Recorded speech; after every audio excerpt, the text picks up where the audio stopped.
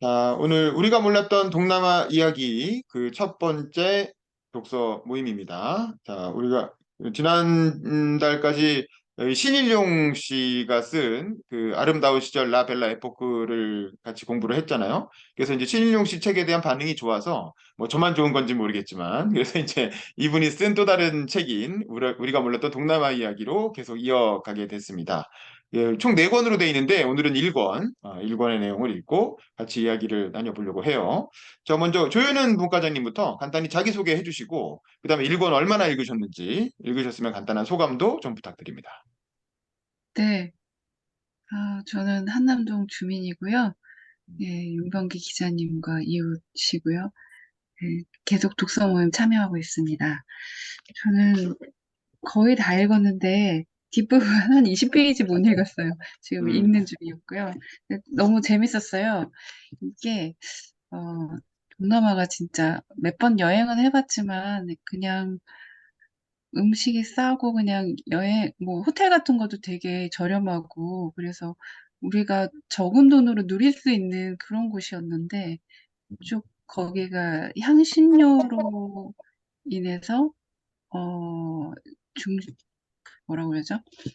침략의 대상이 되고 좀 노동력도 착취당하고 플랜테이션이라고 하더라고요. 남미나 그런 쪽만 그랬던 게 아니라 여기서도 유럽인이 이 노동력을 이용해서 자기들이 착취하고 이윤을 가져가는 그런 방식이었더라고요. 또 음. 향신료에 대해서 많이 알게 되었던 것 같아요. 향신료 역사라고 생각이 들어요.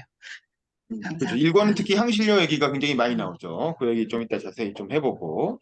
근데 우리 홍송이 씨도 음소거 키시고 이제 간단히 본인 소개해 주시고 이 책 읽으면서 어떤 생각이 들었는지 소감 좀 얘기해 주세요. 안녕하세요. 저는 기자님 독서 모임에 간간히 참석하고 있는 홍송이라고 합니다.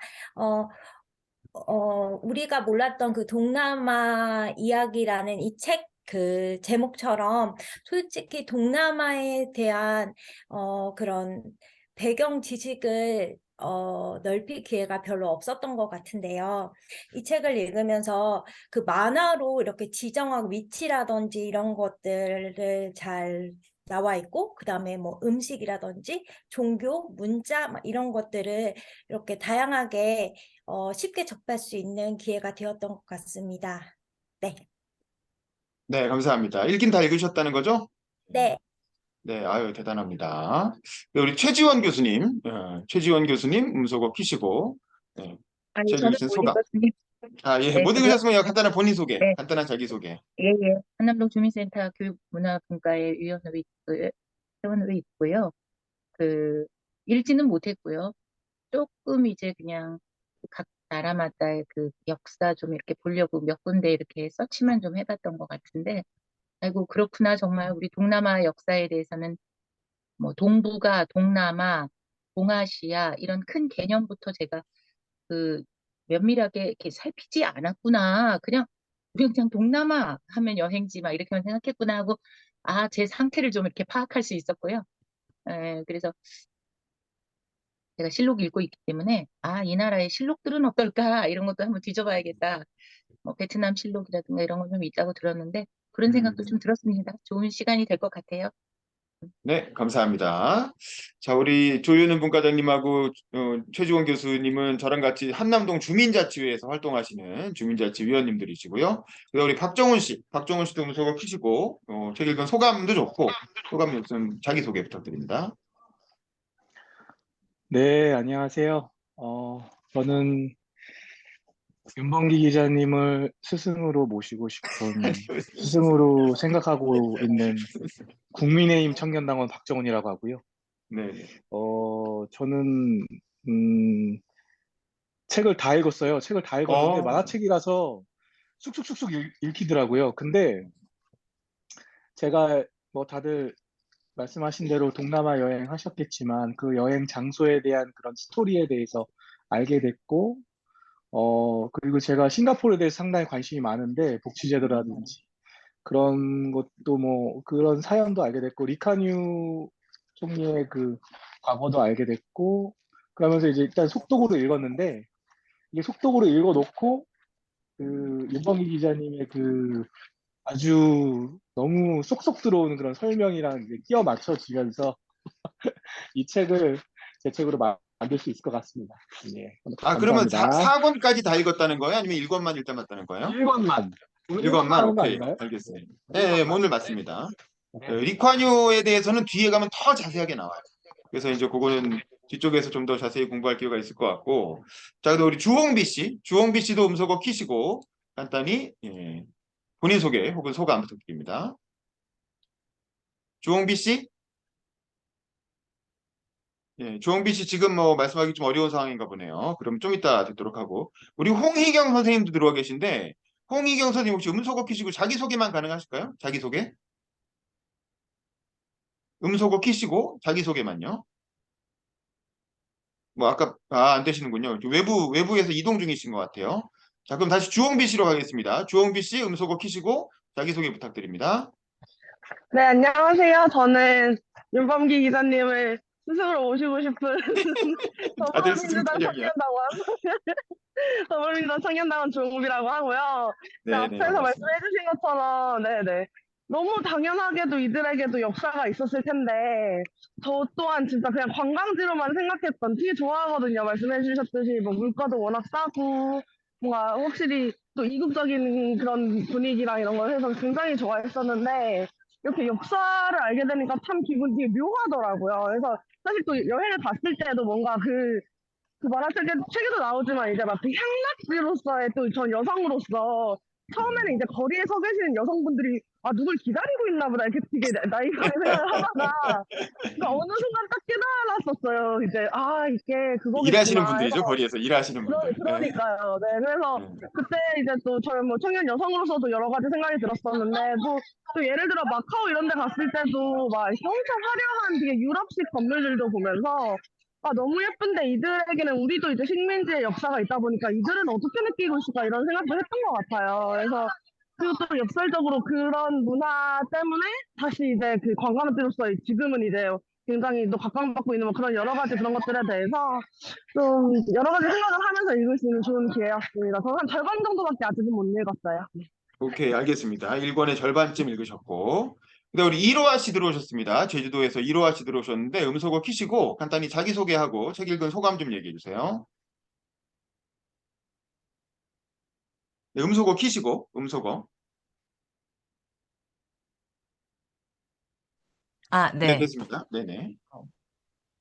네, 저는 다 읽었고요. 너무 재미나게 읽었어요. 근데 너무 빨리 읽어서 오히려 2주 전에 읽어가지고 가물가물 하네요. 근데 동남아에 대해서 내가 이렇게 몰랐구나라는 거 느끼면서 되게 정말 사소한 거, 원래 이 작가분이 그렇잖아요. 되게 자그마한 거 많이 TMI식으로 많이 얘기해 주잖아요. 그래서 정말 또 재미나게 읽었어요. 저번에 읽었던 거랑은 좀 약간 다른 면에서 재미있었다라고 해야 되나? 그래서 뭐 오늘 윤봉기 기자님의 그래서 소감 매우 기대됩니다. 네, 여기까지 할게요. 알겠습니다. 네네. 자, 그 다음에 우리 최시은 씨 들어오셨는데 최시은 씨 혹시 가능하시면 음소거 키고 소감 좀 얘기해 주실래요? 최시은 아, 씨. 예, 반갑습니다. 제가 어제 좀 늦게까지 모여 있어서 상태가 좀 안 좋아서 화면을 네네, 느끼고요. 괜찮습니다. 예, 네. 저도 윤봉기 기자님을 스승으로 모시고 싶은 예, 그만해. 그만해! 예, 미래당에서 이제 활동가로 활동하고 있는 최시은이라고 하고요. 미래당은 좀 작은 청년들이 만든 정당이고요. 저도 이 동남아 이야기 좀 아무래도 이렇게 이제 동남아가 뜬다는 얘기 좀 많이 하고 제 주변에 이제 국제고 하시는 분들, 이제 동남아에 계신 분들 좀 있어가지고 그런 얘기만 듣다가 또 이렇게 동남아 역사를 알게 되니까 좀 이런 여러 상황 같은 것들이 이해가 되더라고요. 뭐 그런 그 필리핀 뭐 민다나오에 계신 분들 아는 분들이 있는데 그분들이 왜 그 민다나오에 그 이슬람 사람들이 있고 그 원주민들이 다 고산지대에 있는지 다 밀려서 결국 올라갔구나 이런 거 알 수 있어 좋았고 또 태국이나 이런데 그런 뭐라 해야 되나 중국 화류가 아무래도 이제 주류를 차지하고 막 이런 것들도 이 맥락을 다 알 수 있어가지고 좀 좋았고 좀 그 무엇보다 하여튼 좀 새로운 관점이었던 것 같아요. 동남아를 어떤 사회 문제나 뭐 그런 관광지나 국제국 대상이 아니라 어떤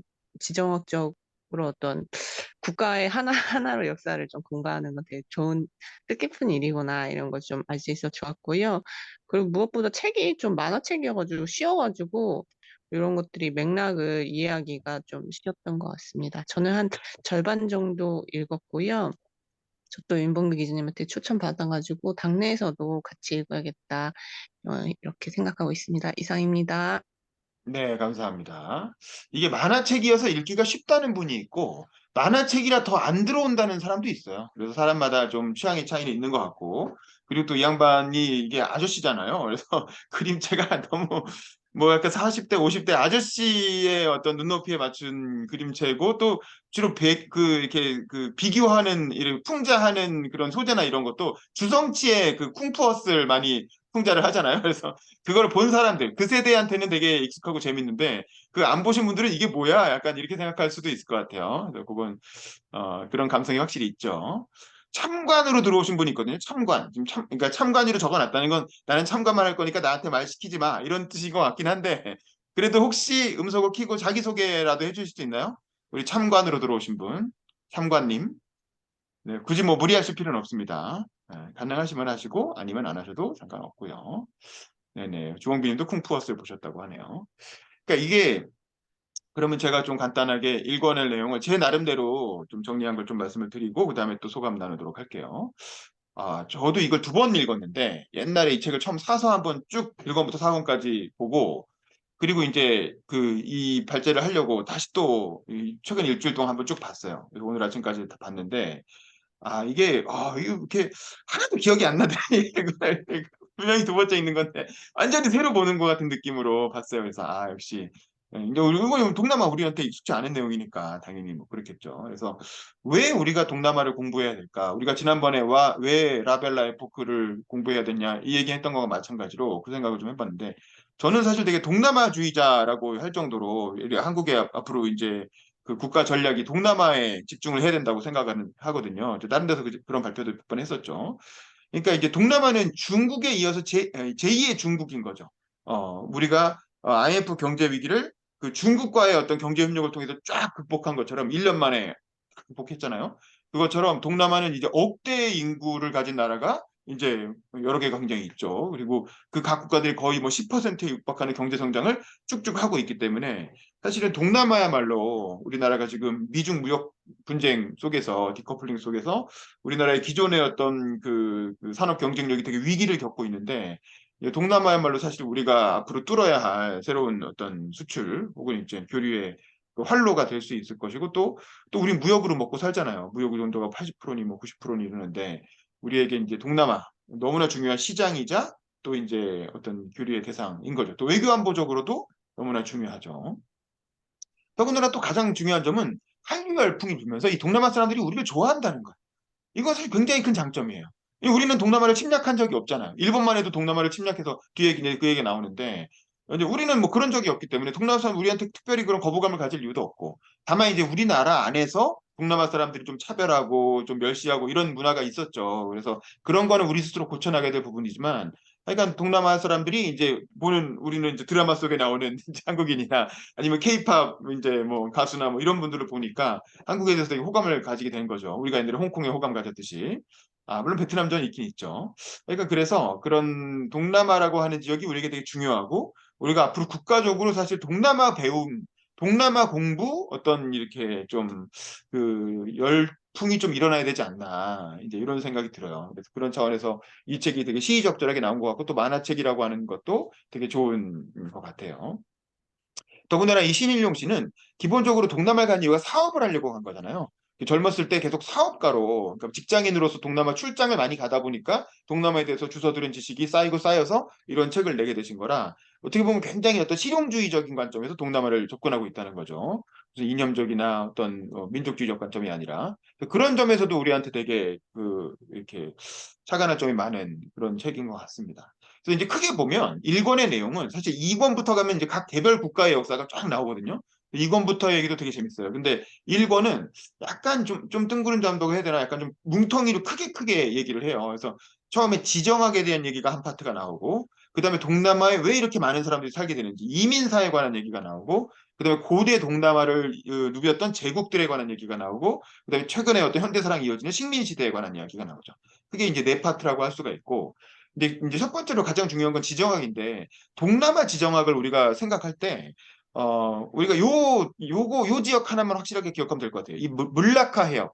물라카 해협이라는 게 우리 옛날에 말라카 해협이라고 했었는데, 어쨌든 이게 되게 중요한 거죠. 왜냐면 이제 동남아는 이제 결국 동양과 서양의 어떤 교류의 관점에서 되게 중요하잖아요. 이 태평양, 그 인도양이라고 하는 넓은 바다를, 그냥 이렇게 아니, 말라카 해협이라는 게 섬과 섬 사이에 있는 이렇게 좁은 해협이잖아요. 동남아 역 지도를 보면 이렇게 돼 있는데, 그 사이에 어떤 좁은 해협이 있는데, 아니, 그냥 돌아가면 되지. 바깥쪽으로 그 대항으로 돌아가면 되지라고 하지만, 대항으로 돌아간다는 건 거의 목숨을 건 대항해가 되는 거고, 왜냐면 대항해는 엄청난 바다, 뭐 태풍, 열대지방이니까, 사실 배 하나 무너져서 사람 죽는 건 일도 아닌 거죠. 근데 이 말라카 해협이 아주 평온하고, 그 태풍도 잘 없고, 되게 이제 이렇게 바람도 잦고, 날씨도 따뜻하고, 그러니까 이 말라카 해협으로 들어오면 아주 안전하게 이제 힘든 항해는 끝나고, 요 시기가 아주 편안하게 이렇게 서양에서 동양으로, 또 동양에서 서양으로 넘어갈 수 있는 어떤 핵심 그 물류의 통로인 거지.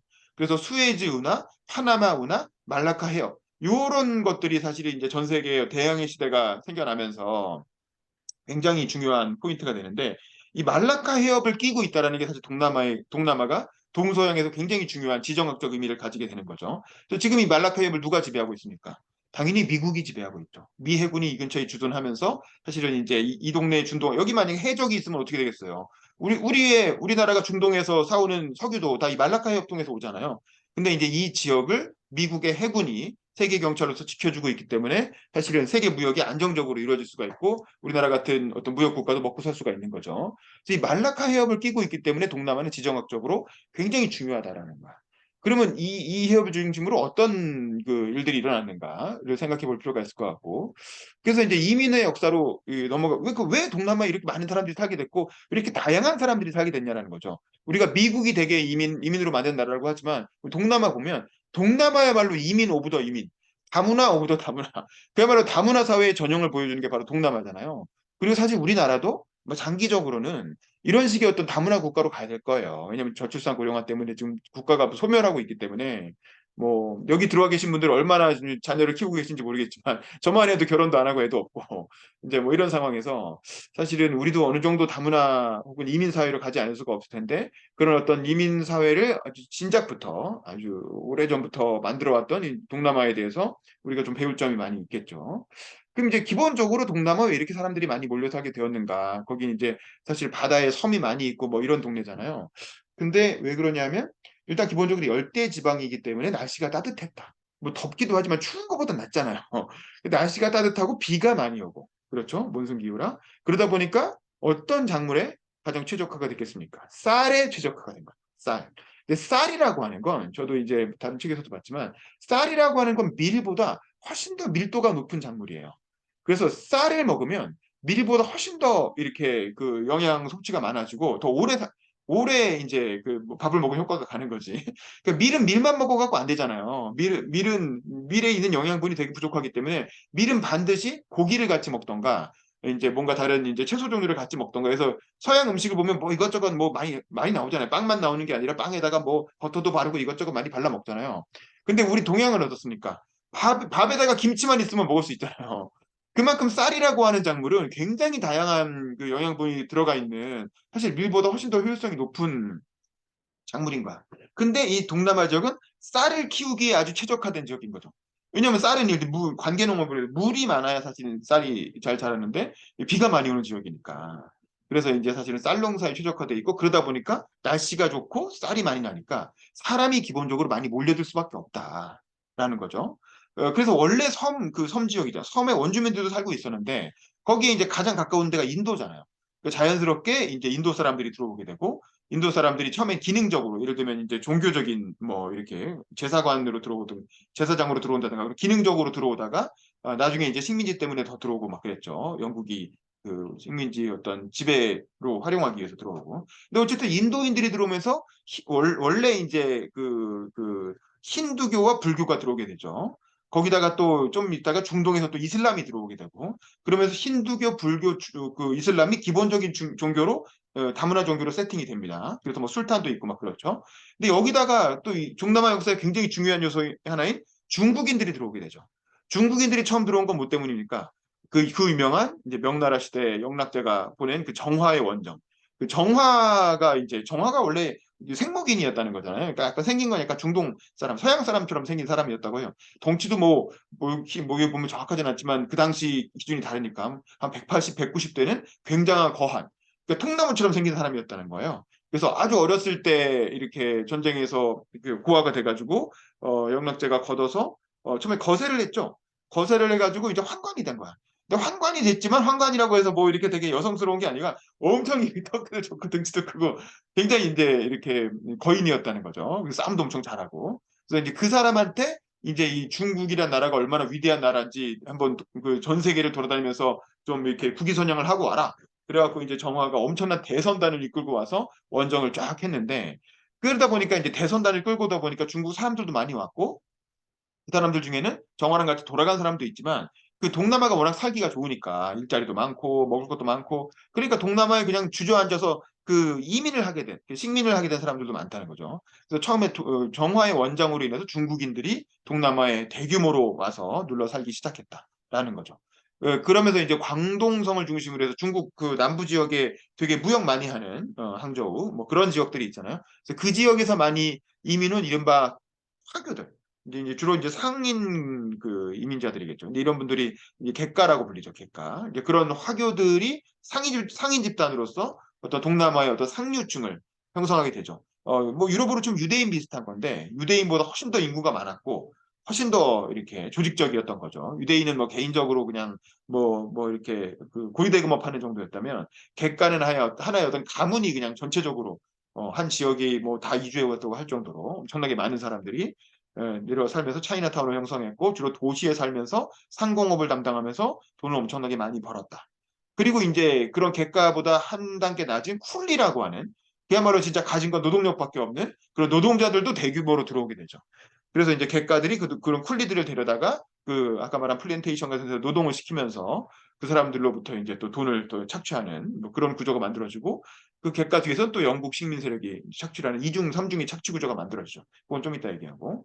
그러니까 이런 식으로 해서 이제 다양한 왜냐면 기본적으로 살기 좋은 동네였다 이거야. 살기 좋은 동네니까 많은 사람들이 전 세계에서 많은 사람들이 오게 됐다. 그 얘기가 이제 이민사회에 쫙 나오죠.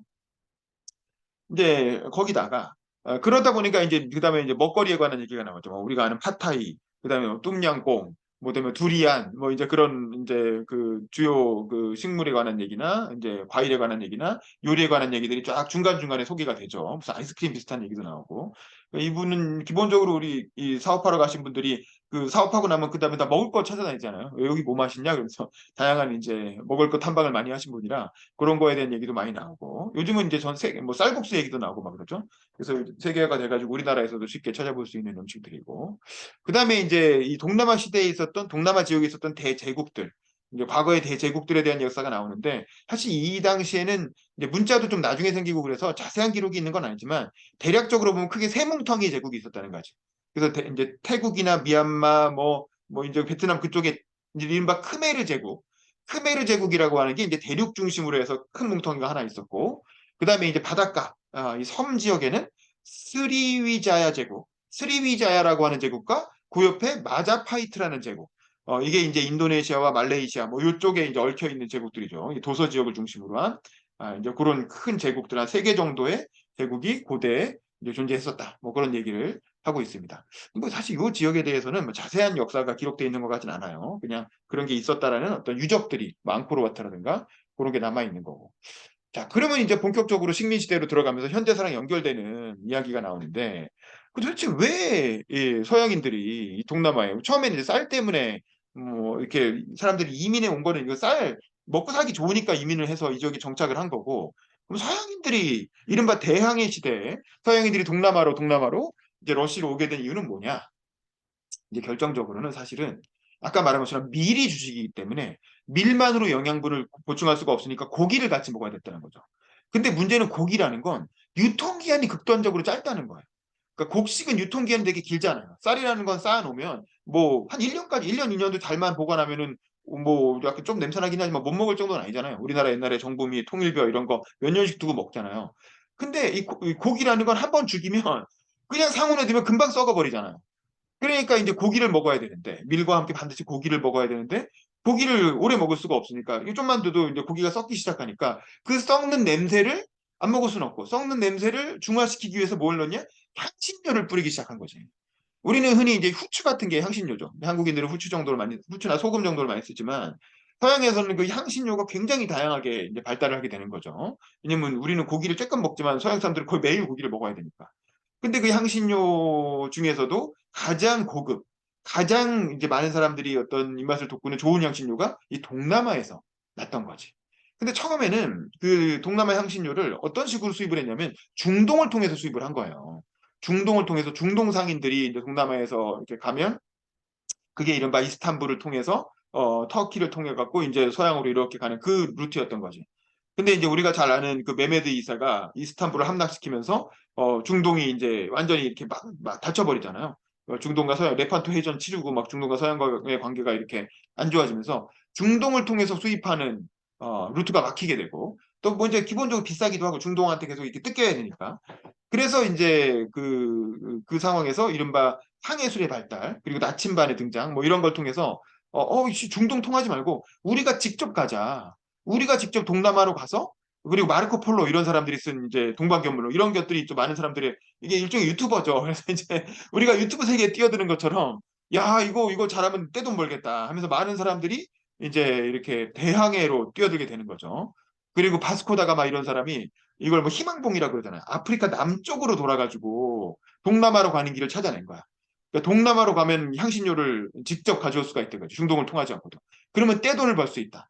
라고 하는 이제 그 모험가들의 어떤 마음에 불을 지르면서 이른바 대항해 시대가 이제 등장을 하게 되고 그걸 처음에 뚫고 들어간 게 이제 포르투갈하고 스페인이잖아요. 그래서 포르투갈과 스페인의 수많은 모험가들이 쫙 이렇게 동남아로 가는 이제 여행을 시작하게 됩니다. 그러다가 많이 죽기도 하지만 그 여기서 이제 대항해 시대와 또 대해적 시대가 이제 원피스의 대해적 시대가 같이 시작이 되는 거죠.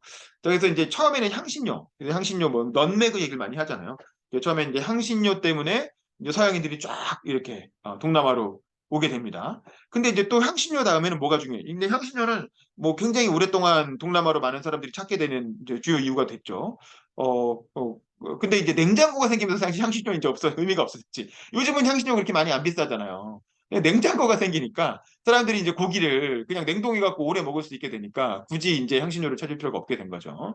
근데 그 다음에 또 뭐가 나오냐면 주석이 나온 거예요. 주석이. 왜냐면 미국에서 남북 전쟁이 벌어졌는데 남북 전쟁에서 이제 전투를 굉장히 오래간 장기간 하게 되니까 전투 식량을 보관할 통조림이 이제 발명이 된 거예요. 근데 통조림이라는 걸 딸 수 있는 기계가 생기면서 거기에 콩 같은 걸 넣어가지고 굉장히 오랫동안 이제 그 보관할 수 있게 된 거잖아. 그러니까 통조림을 만들기 위한 주석이 또 이 동남아에서 쫙 이렇게 생산이 됐다는 거야. 그것도 아주 이렇게 땅을 파야 되는 게 아니라 노천, 그러니까 그냥 흙에 주석이 섞여 있었다는 거야. 그 사람들이 아주 쉽게 주석을 채취할 수가 있었다는 거죠. 요즘도 주석 채취를 그렇게 알바식으로 아줌마들이 그래서 흙 파가지고 그것 중에서 주석 이렇게 채취해갖고 뭐 판다는 거 아닙니까? 그래서 이제 이 통조림이라고 하는 게 생겨나면서 주석의 수요가 급증했고, 근데 이 동남아가 또 주석이 많은 지역이다 보니까 주석 재배를 위해서 또 이렇게 서양의 자본가들이 막 들어오겠죠. 이 과정에서 이른바 VOC라고 하는 이른바 그 네덜란드의 그 동인도 회사가 생겨나게 되는데, 여기서 주식회사라고 하는 이제 개념이 우리나라 전 세계에 발명이 돼서 퍼져나가게 되죠. 주식회사라는 건 네덜란드가 발명을 한 인류의 굉장히 큰 이렇게 계기인 거죠. 근데 자본주의 발달에 굉장히 큰 계기가 된 게 주식회사인데 이것도 다 사실 이 동남아 때문에 생겨난 거야. 동남아를 효과적으로 착취하기 위해서 생겨난 게 주식회사인 거죠.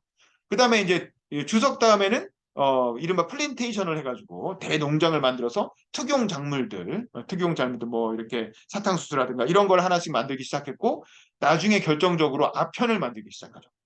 아편이라는 게 또 이렇게 중국에 수출하려면 인도와 동남아에서 재배를 해가지고 중국에서 수출하는 그런 이렇게 구조가 만들어지면서 또 굉장히 이제 많이 그 서양이 여기서 식민지를 만들게 된 계기가 되고 거기다가 고무까지 그러니까 아편, 고무, 특용작물 이런 것들이 이제 플랜테이션 농업을 만들어내면서 이 플랜테이션은 또 동남아 사람들이 잘 안 하고 중국 노동자, 인도 노동자들을 데려다가 또 시켰다는 거 아닙니까? 그 서양인들이. 이런 식으로 동남아가 워낙 그러니까 기본적으로 너무 날씨가 좋고 너무 작물이 잘 자라는 지역인 거야.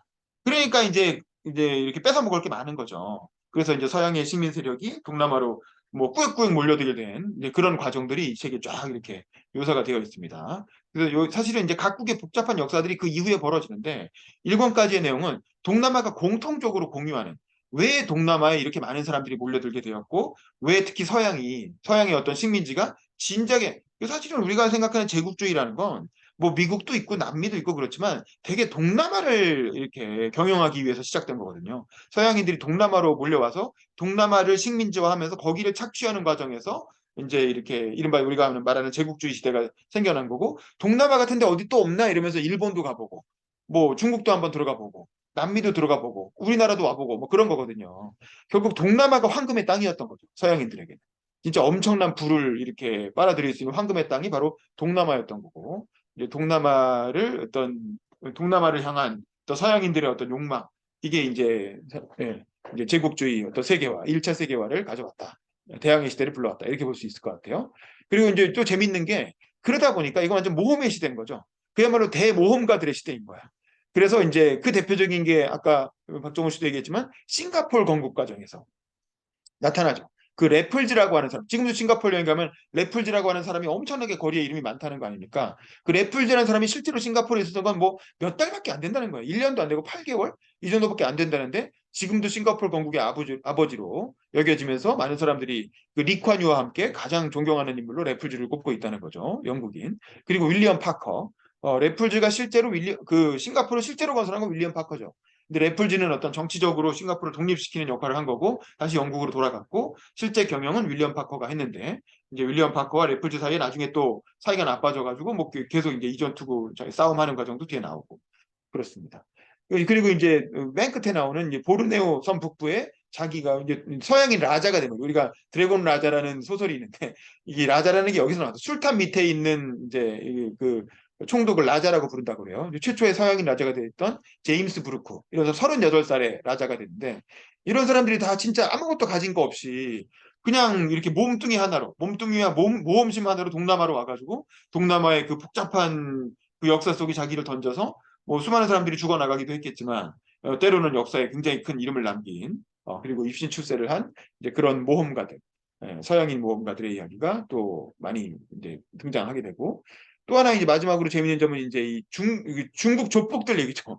이게 무시무시하잖아요. 그래서 이른바 객가방과 광동방 아까 얘기한 것처럼 이 쿵푸어슬에 나오는 사람들을 이렇게 비유를 풍자를 해가지고 중국 조폭들이 있잖아요. 아까 말한 것처럼 이게 모험가들이 오다 보니까 술, 도박, 그리고 매춘, 뭐 이런 산업, 마약 이런 산업이 이제 번창할 수밖에 없고 동남아에서 그럼 당연히 그 조폭들이 안 들어올 수가 있겠습니까? 그래서 이제 또 중국은 원래 전통적으로 이게 무술이 많이 발달한 나라잖아요. 다양한 종류의 어떤 무술을 연마한 그 다양한 동네의 조폭들이 너도나도 들어와서 자리를 잡으면서 이 조폭들 간의 경쟁 그리고 이 조폭들이 나중에 이제 정치 권력하고도 연계되면서 엄청나게 많은 이제 이렇게 그 세력을 떨치게 되는데 거기서 이제 로미오와 줄리엣 얘기도 비슷하게 나오죠. 그래서 그 객가방의 어떤 그 며느리와 그 다음에 그 광동방의 그 자문 변호사가 이제 불륜을 저지르면서 그 둘을 이렇게 근데 로미오와 줄리엣은 사실은 10대 어린애들이었고 되게 아름다운 그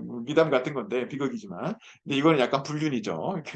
그래서 이제 뭐 둘을 잡아다가 이렇게 바로 냉큼 잡아다가 이렇게 꽁꽁 묶어가지고 그 뭐 남자는 뭐 성기를 잘랐다는 얘기도 있고 뭐 어쨌든 그래서 강에 던져서 죽였다는 거 아닙니까? 근데 그것 때문에 전쟁이 일어나가지고 두 세력이 막 그 동남아에서 엄청난 싸움을 벌이고 뭐 그런 얘기들도 나오는데 그런 것도 상당히 재밌죠. 그래서 저는 요즘 최근에 재밌게 본 드라마가 여러분 카지노 보세요. 카지노 그 최민식 씨 나오는 카지노 카지노 한 드라마가 편까지 필리핀을 봤어요. 그렇죠. 시즌 2까지 나왔잖아요. 그 필리핀을 배경으로 한 거잖아요. 근데 거기도 보면 최민식이 결국 이런 거거든요. 객가방 같은 역할, 한국인이지만 그 호텔에서 남는 그 쿠폰을 가지고 그 필리핀에 있는 유력자들을 대접을 해서 유력자들과 어떤 인간관계를 맺게 되고, 그 다음에 조폭들을 동원해가지고 이제 자기 정적들 막 살해하고 막 이런 내용들 나오잖아요. 그리고 그때 그 최민식이 연결되는 조폭이 바로 중국계 조폭이죠. 그래서 뭐 서로 암살하고 뭐 이런 장면도 막 나오죠. 그리고 굉장히 대단한 권력을 가진 대부로 중국계 조폭이 나오잖아요. 그게 이제 이런 문화 속에서 나온 거지. 아까 말한 백가방과 광동방의 대결들.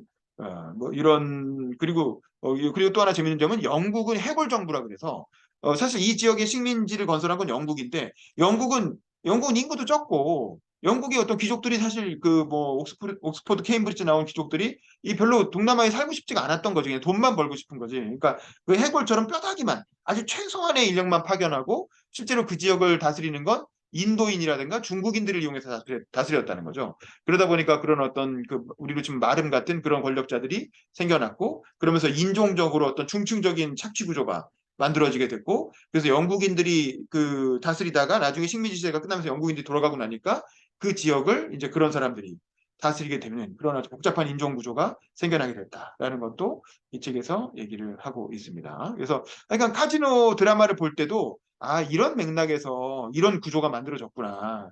그래서 중국인들한테 그렇게 의존하게 되고 뭐 이런 거죠. 그런 것들을 우리가 알 수 있었습니다. 그래서 아까도 많은 분들이 동남아 하면 여행지 생각하고 여행 많이 가보셨다고 하는데 여행을 가는 것도 이제 이게 기후가 좋으니까 관광지가 많으니까 사실은 여행을 간 거잖아요. 그래서 어떻게 보면 인류가 살기에 너무나 좋은 환경이었던 거지. 너무나 좋은 환경이었기 때문에 너무나 많은 어떤 해외의 어떤 제국주의자들, 해외의 어떤 식민주의자들이 꼬였고, 그래서 사실은 그 지역에 살던 원주민들은 오히려 인생이 더 피폐해지고, 많은 사람들에게 이중삼중의 착취를 당하는 그런 어떤 불행한 결과를 가져온 게 아닌가 싶습니다. 좀 동남아 분들한테는 안 됐지만, 그래도 다행인 건 최근에라도 어쨌든 동남아 경제가 급성장을 하면서 동남아도 세계화에 같이 이렇게 참여하면서 이제 같이 부유해지고 있고, 이렇게 경제력도 많이 가지게 되고 있잖아요. 그래서 그런 면에서는, 동남아도 이제, 같이 이제 세계에 또 어떤 이런 걸 같이 누리게 되지 않을까. 뭐 그런 면에서 우리하고도 같이, 협의할 수 있는, 협력할 수 있는 여지가 많지 않나. 뭐 그런 생각을 한번 해봤습니다.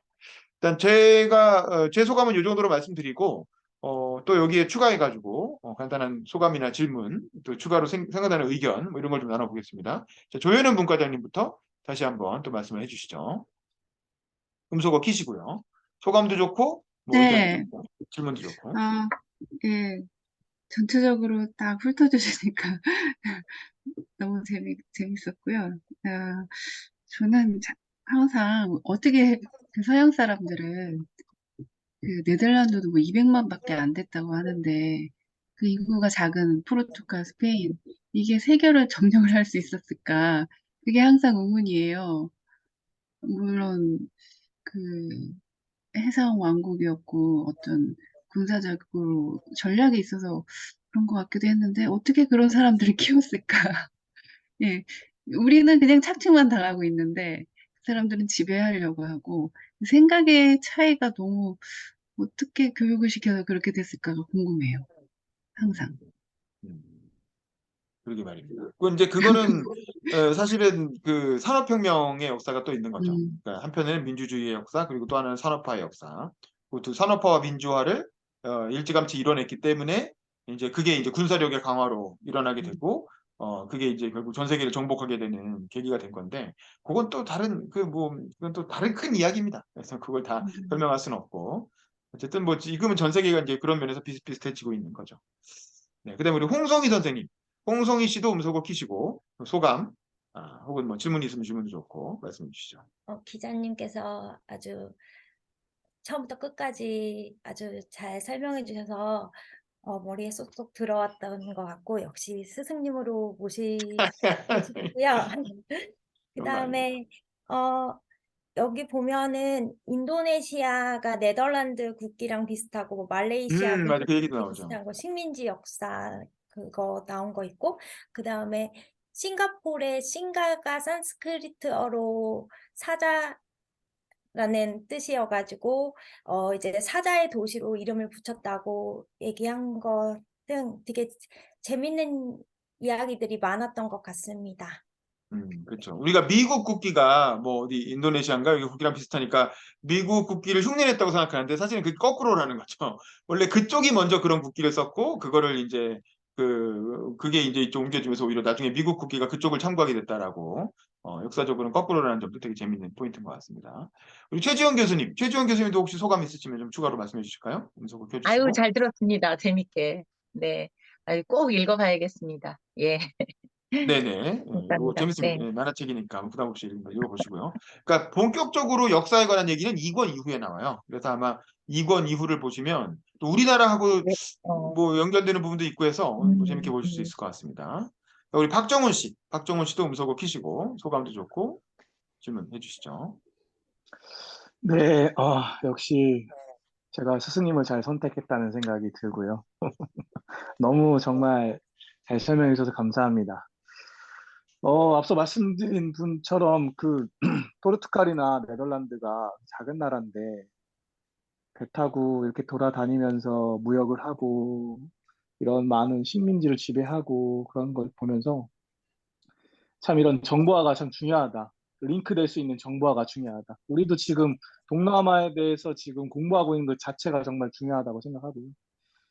이 김봉희 기자님 말씀하신 대로 아세안이 정말 우리나라한테 중요한 지금 지역인데 제가 얼마 전에 베트남에 갔어요. 베트남에 음, 아이들이랑 여행을 갔는데 하늘이 너무 맑은 거예요.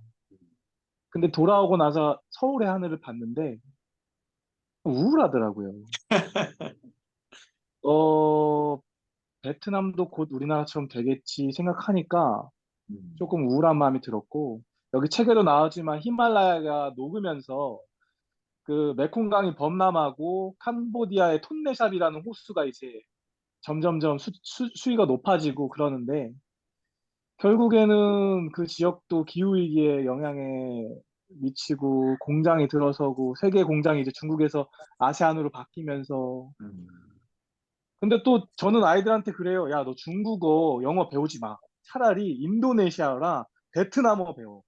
그게 훨씬 더 좋은 거야. 하지만 저는 또 이렇게 아이들한테 가르치는데 그 가르친다는 건 아이들이 그곳에 가서 무언가 하라고 하는 건데 그러면 그게 자연은 더 파괴될 것이고 기후는 더 그러니까 여러 가지 복합적인 문제 때문에 좀 그런 생각이 들었고 우리나라랑 북한이랑 통일을 해야 되는데 북한은 뭐 그렇게 우리나라처럼 이렇게 공업화가 발달되지 않았지만 이렇게 하늘도 우리나라처럼 그렇게 대기권도 이렇게 별로 안 좋을 거 아니에요. 저 항상 그러거든요. 애들한테 사람들한테 베트남에 가서 쓸 돈 차라리 북한의 원산이나 이런 데 가서 쓰면 얼마나 음, 좋을까.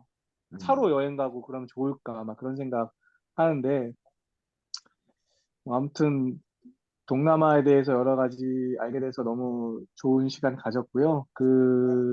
그리고 제가 교회를 다녀서 하면 선교사라고만 알고 있었지. 음, 그리고 동시대에 살았던 그 조선에 귀화했던 박연이라는 사람이 있거든요.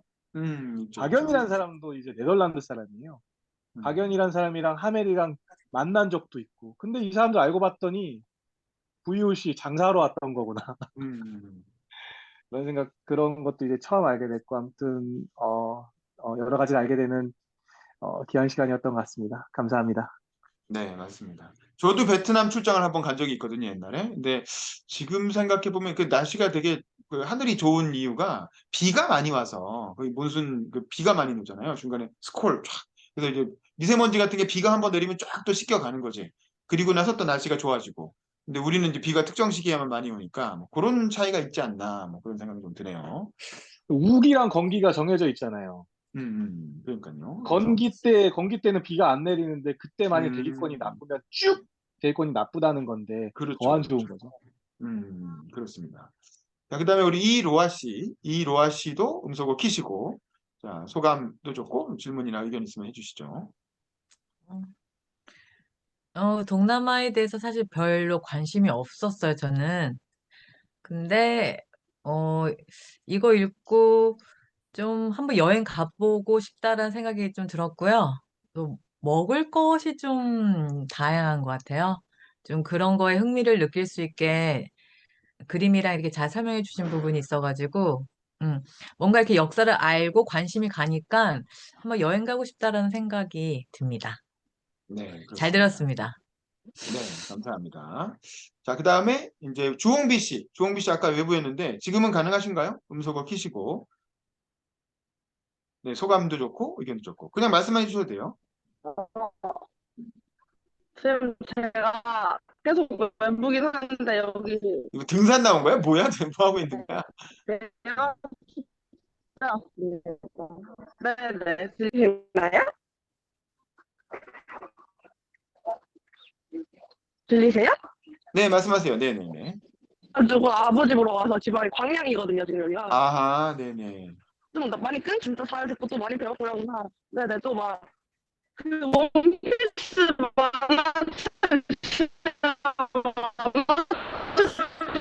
저 외부여서 그 대항해 시대 했던 그 뭔가 하나의 어떠한 배경 이제 그거로 하겠습니다. 네, 알겠습니다. 외부에서 인터넷 연결이 원활치가 않으신 것 같습니다. 야외에서 독서 모임 하시느라 수고 많으시고요.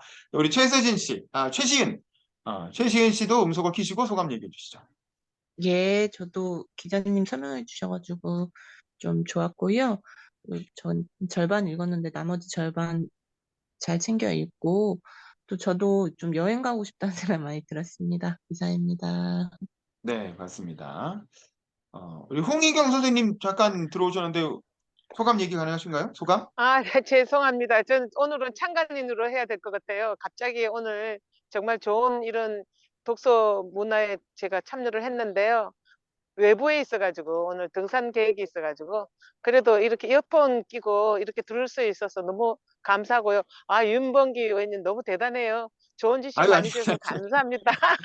네, 저도 우리 자주 참석할 수 있도록 할게요. 그리고요, 개인적으로 동남아는 참 좋은 것 같아요. 저는 베트남, 인도네시아, 필리핀 다 갔다 왔거든요. 근데 아주 요 근래가 아니고 예전에 갔었기 때문에 그때는 정말 많이 발전하지 않았고 또 나름대로 자연 경관도 좋고 그랬는데 지금은 많이 발전한 것 같아가지고 이제 그때 지금하고 지금은 좀 다른 것 같아서 아마 세계적으로 정말 정말 이제 아마 미래가 전망되는 국가들일 것 같아요. 우리 함께 나아가는 동남아가 되어야 되겠지요. 감사합니다. 오늘 네, 너무 야외오니까 좋아요. 예. 감사합니다.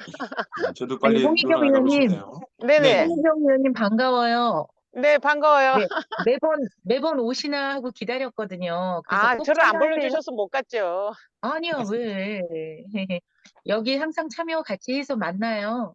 네네, 그럴게요. 네, 아유, 네, 감사합니다. 아, 너무 네, 좋은 저도 책 지식을 안 주셔서 감사해요. 못 읽었어도 그냥 우리 윤봉기 총무님 잘 이렇게 또 인도해 주시니까 그러니까 네네네네. 꼭 만나자고요. 네, 네, 그러세요. 네, 네, 감사합니다. 네, 네. 무슨 네네, 약간 네. 전도사가 되는 느낌이네요.